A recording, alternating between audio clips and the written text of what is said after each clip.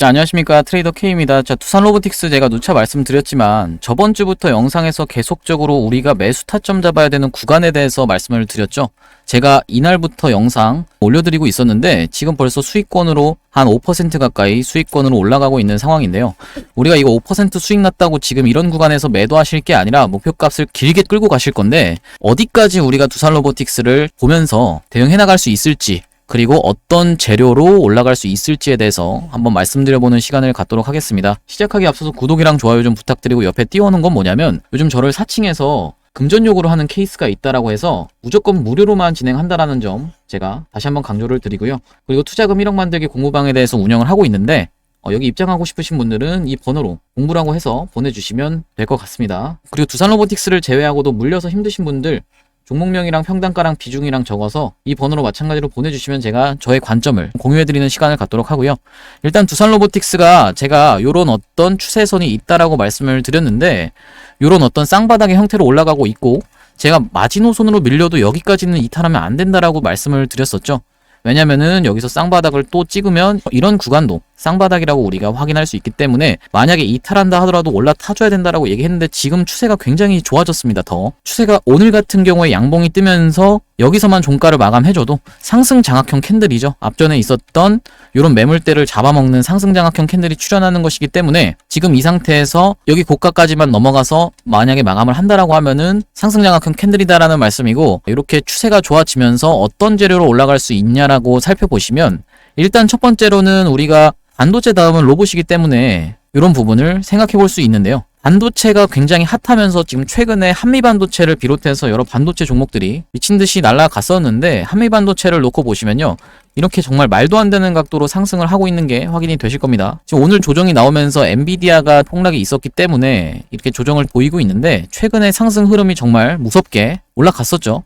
여기서 이탈하는 이런 2연속 음봉이 떴는데 만약에 이탈하는 수급들은 어디로 가겠어요? 그러면 로봇으로 충분히 올 수 있다라고 제가 말씀을 드렸었고, 로봇뿐만 아니라 AI도, 왜냐면 같이 가는 섹터거든요. 결국엔 반도체랑 로봇 AI는 이제 순서가 이렇게 같이 가는 섹터라고 보시면 되고, 이 지금 한미반도체가 신용 가능으로 바뀌면서 최근에 이렇게 상승했던 시기와 맞물려 떨어졌는데 이것도 아주 심상치가 않다라고 말씀드렸죠. 여기 보시면 증거금률이 40%인데 한미반도체가 이전에는 증거금 100짜리 종목이었습니다. 그럼 증백이라고 하면 이게 내가 1000만 원이 있으면은 1000만 원밖에 못 사는데 지금 증거금률이 40%인 신용으로 바뀌었다라고 하면은 1000만 원으로 얼마를 살 수 있는 거라고요? 2500만 원을 살 수 있습니다.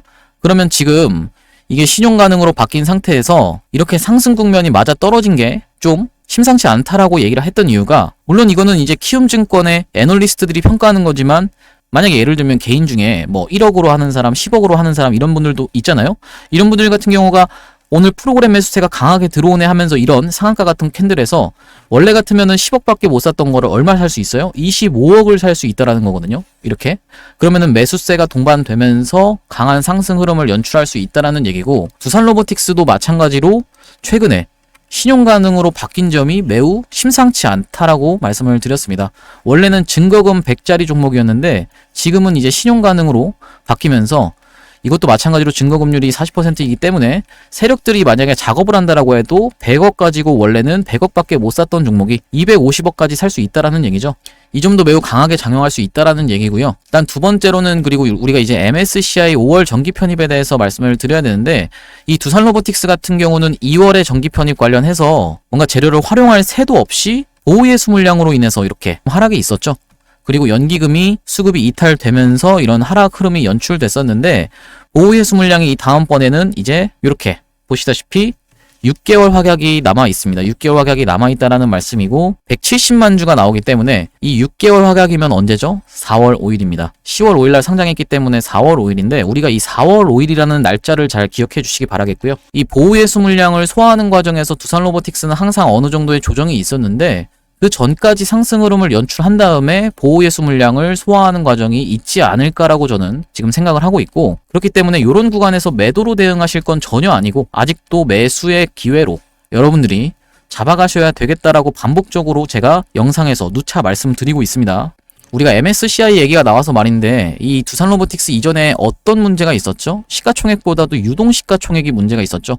유동시가총액이 컷오프 기준으로 될까 말까 하는 영역이 아무래도 MSCI의 재료를 활용할 새도 없이 이렇게 떨어졌던 거에도 한몫했을 것 같은데, 이 유동시가총액은 지금 기준에서 계속적인 상승을 이끌면서 이게 MSCI에 편입되려고 이런다라는 얘기가 들려오면은, 여기 기사 내용을 보시면요, 뭐라고 나와 있냐면 MSCI 5월 신입생은 누구라고 하면서 떠오른 페낫괴 후보들 기사 내용이 나와 있습니다. 이 페낫괴라는 건 뭐냐면 패시브 자금이 낳은 괴물이라고 생각하시면 되는데, 이 패시브 자금이라는 게 도대체 무엇이길래 우리가 이런 말까지 생겼는지 한번 알아볼 건데요. 쭉 내려보시면 여기 보시다시피 두산로보틱스가 5월 정기 편입 예상 후보에 이렇게 들어가 있고, 주가 상승률 자체가 굉장히 낮기 때문에 이런 다른 후보들에 비해서 충분히 이런 재료를 활용해서 먼저 주가를 가장 많이 올려놓고, 고점에서 MSCI 관련해서 이슈가 터지면 개인들의 물량도 충분히 더 들어올 수 있다라는 얘기입니다. 그래서 우리가 이 MSCI가 도대체 뭐길래에 대해서부터 설명을 드리면, 모건 스탠리 캐피탈 인터내셔널 인덱스라고 말씀드렸는데, 이게 쉽게 얘기하면 모건 스탠리라는 회사가 만든 지수라고 보시면 됩니다. 코스피 지수, 코스닥 지수 이런 지수라고 보시면 되는데, 우리나라가 여기에 신흥국 리스트에 있습니다. 이 신흥국 펀드 리스트에 만약에 두산로보틱스라는 기업이 여기 소속이 되어 있다라고 하면,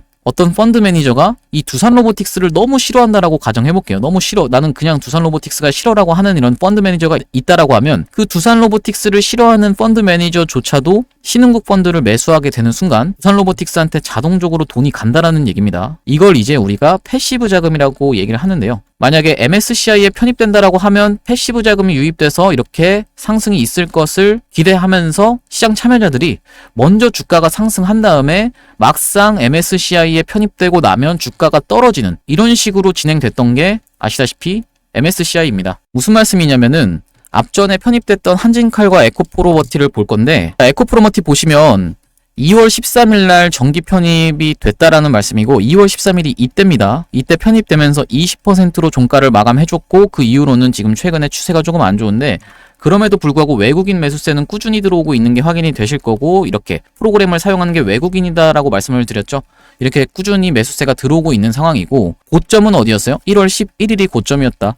그러면 2월 정기 편입에 편입된 에코프로머티는 1월 11일이 아직까지 최고점이었다라는 얘기고, 한진칼도 한번 살펴보겠습니다. 자, 한진칼 같은 경우도 2월 13일 날 편입이 됐는데, 정작 2월 13일 날은 재료 소멸로 쭉 쏘고 빠지면서 종가를 여기서 마감했기 때문에 실질적인 고가는 여기라고 보시면 되고, 이렇게 보시면 소름 돋게도 1월 11일로 찍혀 있죠. 무슨 말이냐면 2월 13일 날 편입됐던 한진칼과 에코프로머티가 고점이 1월 11일이었고 심사일이 언제부터였어요? 1월 18일이었습니다. 1월 18일부터 심사를 했다라는 얘긴데요. 마찬가지로 에코프로도 놓고 보시면, 에코프로가 5월을 향해서 달려갈 때 이때 4월 11일이 고점이었죠. 이렇게 한번 5월 정기 편입이 불발되면서 이렇게 한번 큰 폭의 조정을 보였다가 이런 구간에서 모이면서 다시 한번 상승 흐름을 연출했었는데요. 보시다시피 이렇게 상승을 하면서 7월 26일 가장 고점을 형성했는데, 8월에 편입되고 나서는 이런 식으로 다시 한번 가는 척 했으나 이렇게 하락이 있었다라는 말씀이고요. 그럼 우리가 정리를 해보자면, 2월 정기 편입, 반기 편입을 향해 달려갔던 에코프로머티랑 한진칼 같은 경우에 1월 11일이 가장 고점이었고, 5월 정기 편입을 향해 달려갔던 에코프로 같은 경우는 4월 11일이 가장 고점이었는데요. 거기다가 에코프로가 8월에 편입이 됐는데, 이때 당시의 고점은 어디예요? 7월 26일이다라고 말씀드렸죠. 그러면 우리가 이런 어떤 패턴을 관찰했을 때는 MSCI 편입이 확정되기 한 달 이전에는 우리가 무조건 매도하고 나와야겠다라는 생각을 여러분들이 하셔야 된다는 얘기입니다. 나는 두산로보틱스가 너무 좋아서 100만원까지 난 절대 안 팔 건데요. 이런 분들도 분명히 계실 겁니다. 근데 제가 말씀드리는 거는, 에코프로의 사례를 놓고 보시면, 우리가 에코프로를 만약에 이런 구간에서 잘 샀다라고 해도 여기서 팔고 나와서 다시 사는 사람이 승리자일까요? 아니면은 여기서 잘 샀는데 팔지 못하고 에코프로가 200만원 갈 거다라고 이런 얘기를 믿으시면서 이렇게 70% 가까운 하락을 견디는 게 승리자일까요? 제가 생각할 때는 무조건 일단 우리가 한번 수익 실현하고 다시 한번 내려왔을 때 에코프로를 다시 산다고 해도 이런 구간에서 우리가 다시 사는 게 저는 승리자라고 생각을 하고요. 이게 실제로 그리고 다시 한번 이렇게 200만원을 향해 갈 거라는 보장이 없다 보니까 우리가 무조건적으로 수익 실현하면서 그 돈을 바탕으로 다른 종목에 또 들어가서 수익 실현 한번 하고, 또 다시 한번 다른 종목 들어가서 또 수익 실현하고, 이런 식으로 계좌를 계속적으로 우상향을 해나가셔야 된다고 생각이 들고, 여러분들이 한 종목에 대해서만 믿음이 계속 생기고 사랑에 빠지게 되는 이유가 뭐냐면, 내가 아는 종목군이 사실 많이 없다 보니까 그렇죠. 내가 종목은 많이 알고 있어도 이 종목에 대해서 내용을 많이 모르잖아요. 그렇다 보니까 내가 한두 종목만 사랑에 빠지게 되는데 그렇게 하시면 안 되고 우리가 수익 실현할 때는 수익 실현하고 그리고 다시 한번 진입할 때는 다시 한번 진입하는 이런 트레이딩 관점에서 여러분들이 접근하셔야지만이 이런 하락에 대한 리스크를 회피하실 수 있다라고 제가 말씀드리겠습니다. 제가 그래서 여러분들이 종목 고르시는 게 어렵다 보니까 뒤에다가 제가 두산로보틱스보다 좀 더 급하게 갈 수 있는 종목에 대해서 말씀을 드릴 건데 영상 끝까지 시청해 주셨으면 좋겠고요. 두산로보틱스 얘기로 돌아와서 이 두산로보틱스가 보호예수 물량이 언제 풀린다라고 말씀드렸죠? 4월 5일이라고 말씀드렸는데 그러면 4월 5일까지 상승 흐름을 연출하면서 계속적으로 고점 부근에서 MSCI 관련한 이슈가 나올 겁니다. 그러면서 4월 5일날 본인들의 상장할 물량을 덤핑하면서 이런 식으로 앞전에 보호예수가 나올 때 조정을 보였던 것처럼 이런 식으로 조정이 나올 수 있다는 얘기고요. 그럼 우리가 만약에 5월 정기 편입 관련해서 두산로보틱스가 계속적으로 뉴스가 나온다라고 하면은 어떻게 해야겠어요? 4월 달에는 팔아야겠죠? 4월 초에는. 이렇게 다시 한번 말씀드리겠고요. 제가 두산로보틱스 같은 경우는 타점을 어디서 한번 잡아드렸냐면 연기금이 미친 듯이 살 때, 연기금이 정말 미친 듯이 뭐에 쓰인 듯이 살 때 여기 보시면 완전 빨간색 불밖에 없죠. 자, 여기가 연기금인데 연기금이 정말 미친 듯이 뭐에 쓰인 듯이 살 때 제가 요때 타점을 한번 잡아드렸는데 시작됐던 게 11월 2일부터라고 보시면 되는데요. 요때부터 시작해서 연기금이 미친 듯이 샀는데 이 구간이 어디냐면 요런 구간입니다. 하지만 요 구간에서 이렇게 연기금이 무조건 산다고 해도 지금 박스권에 이렇게 갇혀 있었던 상황인데 이렇게 상승장악형 캔들, 오늘과 마찬가지로 앞전에 있었던 고점을 싹 잡아먹는 상승장악형 캔들이 발생했을 때 제가 어떻게 타점 안내를 드렸냐면 앞전에 두산이라고 문자 주셨던 분들한테 트레이더 K 단기 스윙주라고 하면서 11월 16일 날 두산로보틱스를 51,300원 이하로는 한번 우리가 접근해 보시자라고 말씀을 드렸고 11월 16일이 바로 이 캔들입니다. 51,300원 이하로 매수 안내를 한번 드렸었고 아시다시피 그 이후로 이렇게 상승 흐름이 연출이 됐었는데요. 매도는 어디서 한번 잡아드렸냐면은 이렇게 파동이 1파, 2파, 3파, 4파, 5파가 나오고 나서 이런 구간에서 우리가 일단 보호의 수도 있고 그리고 두 번째로는 연기금이 슬금슬금 앞전과는 다르게 행동하는 걸 보면서 제가 매도 타점을 12월 21일 날 두산로보틱스 매도가를 12만 1,000원에 이렇게 안내를 한번 드렸습니다. 그래서 이런 식으로 실시간으로 타점 안내 받아보고 싶으신 분들은 위에 보이시는 번호인 010-4674에 9671번으로 두산이라고 보내주시면 제가 확인하고 문자로 답장 안내 드릴 수 있도록 할 건데요. 만약에 고점에서 물리신 분들이라고 해도 그리고 저점에서 잘 들고 계신 분들도 우리가 수익 실현을 어디서 하느냐 어디서 추가 매수를 하느냐에 따라서 변동성이 굉장히 큰 구간이 올 거기 때문에 두산로보틱스 매매 타점을 혼자서 잡는 게 어렵다라고 하시는 분들은 4674-9671번으로 두산이라고 보내주시면 되고요. 분석 이어서 나가보자면 아까 말씀드렸던 것 중에 하나가 바로 이 테슬라봇 2세대에 대해서 말씀을 드렸는데 전작에 비해서 정말 미친 듯한 개선을 했습니다. 이 로봇이 이제는 계란도 짚는다라는 얘기거든요. 계란이 굉장히 부서지기가 쉬운데 로봇이 그거를 짚는다라는 얘기고 이렇게 전작에 비해서 엄청난 개선을 할 수 있었던 이유의 배경은 AI의 시뮬레이션을 통해서 로봇 팔을 만들 필요 없이 이 시뮬레이션 안에서 수천 개, 수만 개의 시뮬레이션을 돌려가면서 이런 식으로 미친 듯한 개선을 보여줬다라는 얘긴데요. 우리가 두산로보틱스라고 하면 협동로봇 1이죠. 협동로봇 1인데 이렇게 질문하시는 분들도 있을 수 있어요. 휴머노이드봇만 가는 거 아닙니까? 휴머노이드만. 휴머노이드라고 하면 이렇게 인간처럼 생긴 게 휴머노이드 봇인데 인간처럼 생긴 휴머노이드 봇 관련주들만 가는 거 아닙니까? 라고 물어보시는 분들이 있을 텐데 제가 생각할 때는 이 산업군, 우리가 탑다운 방식이라고 하죠. 위에서부터 아래로 간다라는 얘긴데 이 산업군 전체가 올라간다라고 하면 두산로보틱스 당연히 협동로봇 대장인데 올라갈 수 있다라는 말씀이고 얼마 전에 반도체가 굉장히 핫하면서 전체적인 상승 흐름을 이어갔을 때 몇 종목 제외하고는 정말 반도체 종목들이 다 상승이 있었죠. 그렇기 때문에 두산로보틱스가 당연히 상승 흐름을 탈 수 있을 것으로 보고 한번 올라가면 이렇게 무섭게 상승하는 친구기 때문에 분명히 이런 구간에서도 한번 상승 흐름을 연출한 다음에 고점에서 MSCI 관련해서 어떤 설거지가 있을 것이다라고 저는 생각합니다. 설거지라는 게 무슨 말이냐면 한진칼의 사례를 놓고 보시면 되는데요. 정말 무섭게 떨어졌는데 여기서 한진칼이 이런 상승 흐름을 먼저 연출한 다음에 고점을 형성하고 이 구간에서부터도 계속적인 외국인의 매수세가 지금 찍히고 있는 게 보이시죠? 무슨 말이냐면 신흥국 펀드를 매수하는 순간 그 패시브 자금이 쏟아져 들어오기 때문에 이런 구간에서 먼저 주가를 올려놓고 세력들 입장에선 여기서는 박스를 치면서 패시브 자금을 토대로 설거지를 한다라고 보시면 되고 외국인에게 설거지를 한다라고 보시면 되고 그러고 나니까 어떻게 됐어요?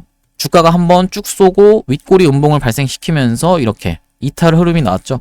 그래서 내가 MSCI에 편입되면은 패시브 자금이 쏟아져 들어올 거니까 나는 무조건 가지고 있을 거야 라고 생각하시면 안 됩니다. 그러면 이렇게 될 수가 있어요. 그래서 어떻게 해야 된다? 편입되기 한 달 이전에 먹고 나와야 된다라고 말씀을 드리는 거고, 시장에서 이렇게 MSCI래 이러면서 기대감에 주가가 상승할 때 우리는 이 고점에서 환희해서 엑시트를 해야 된다. 박수 칠 때 떠나야 된다라고 제가 누차 말씀을 드리는 겁니다. 그래서 여기 보시면 두산로보틱스가 지금 실시간 종목 조회 순위에도 올라와 있는 상황인데, 앞으로 계속적으로 이슈를 받으면서 두산로보틱스는 상승할 겁니다. 여러분들은 지금 영상을 보고 계시는 게 물려서 보고 계신 분들도 있겠지만 신규 진입해볼까라고 생각해서 보고 계신 분들도 있겠죠. 지금 구간이 정말 기회의 구간이다라고 말씀을 드리는 거고, 제가 썸네일에다가 한 주라도 매수라고 해서 강력하게 말씀드렸던 이유가 바로 요런 이유 때문이에요. 그러니까 여러분들은 지금 구간에서는 우리가 시드가 있으면 차곡차곡 계속적으로 사모아야 되는 구간이다. 최대 매물대로 찍혀있고 지지가 쌍바닥 형태로 나와 있는 상황에서 추세가 너무 좋은데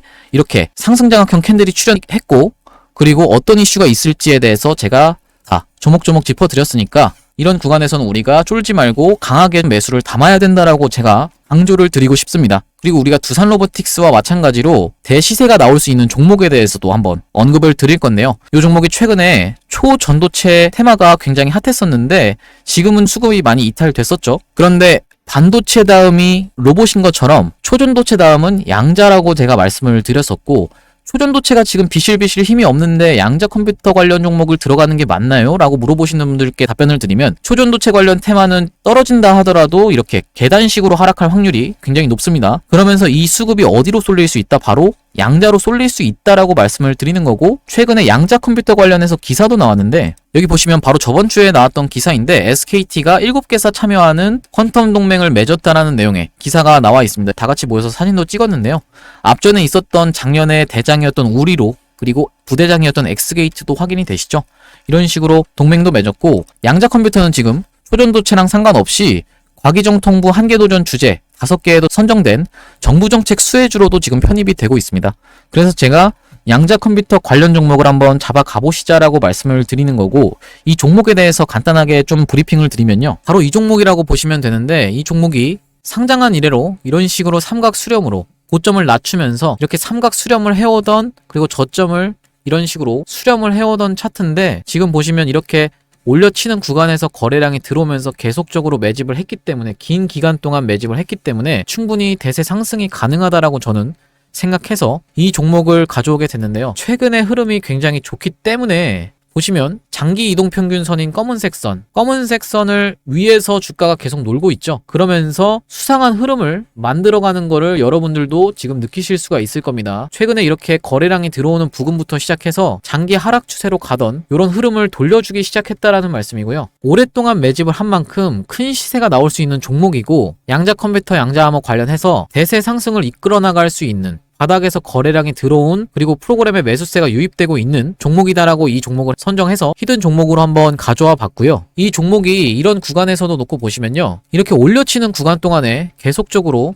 거래량은 들어오는데, 이런 고점 부근에서도 거래량이 딱히 나가는 흔적 없이 매집만 이루어진 지가 굉장히 오래된 종목이기 때문에 이 종목을 통해서 여러분들이 손실복구 하실 수 있고 오히려 수익으로 전환될 수 있다라고 생각해서 이 종목을 가져와 봤고요. 이 종목을 오픈된 장소에서 제가 유튜브에서 그냥 말씀드리는 것 자체가 이 종목의 매수세를, 개인들의 물량을 태우는 것이어서 세력이 의도적으로 한번 주가를 내리고 갈 것까지 염두에 둬서 위에 보이시는 번호로 문자 보내주시는 분들한테만 제가 이 종목 보내드릴 수 있도록 하고요. 위에 보이시는 번호인 010-4674-9671번으로 히든이라고 보내주시면 제가 확인하고 이 양자 컴퓨터 관련주, 양자암호 관련주 보내드릴 수 있도록 하겠습니다. 충분히 이 종목이 만약에 대세 상승이 나온다라고 하면은 이런 전고점 구간까지만 가도 200% 가까운 상승이기 때문에 4674-9671번으로 히든이라고 보내주시는 분들께 제가 이 종목 매수가, 매도가, 그리고 목표 기간이랑 비중까지 해서 제가 이 종목 안내드릴 수 있도록 하고요. 보시다시피 이렇게 굉장히 최근에 흐름이 좋은데, 왜 좋다고 말씀드리냐면 여기서 이렇게 앞전에 찔러놨던 요런 구간이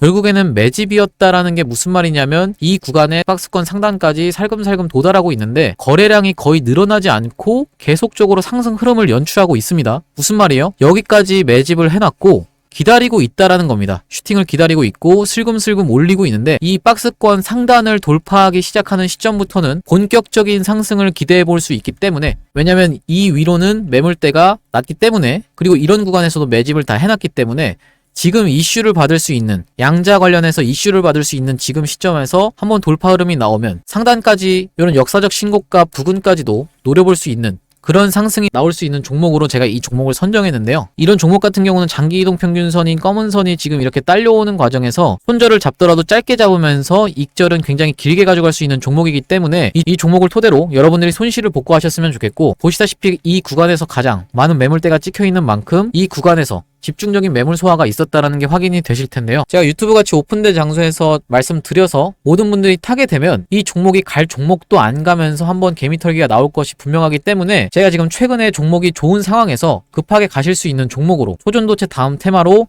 양자 컴퓨터로 갈 수 있는 종목으로 이 종목을 들어가셔야 된다라고 말씀을 드리는 거고, 위에 보이시는 번호인 4674에 9671번으로 히든이라고 보내주시면 제가 확인하고 문자로 답장 안내 드릴 수 있도록 하겠습니다. 오늘도 분석 영상 시청해주셔서 감사하고요. 구독이랑 좋아요 한 번씩만 부탁드리겠습니다. 감사합니다.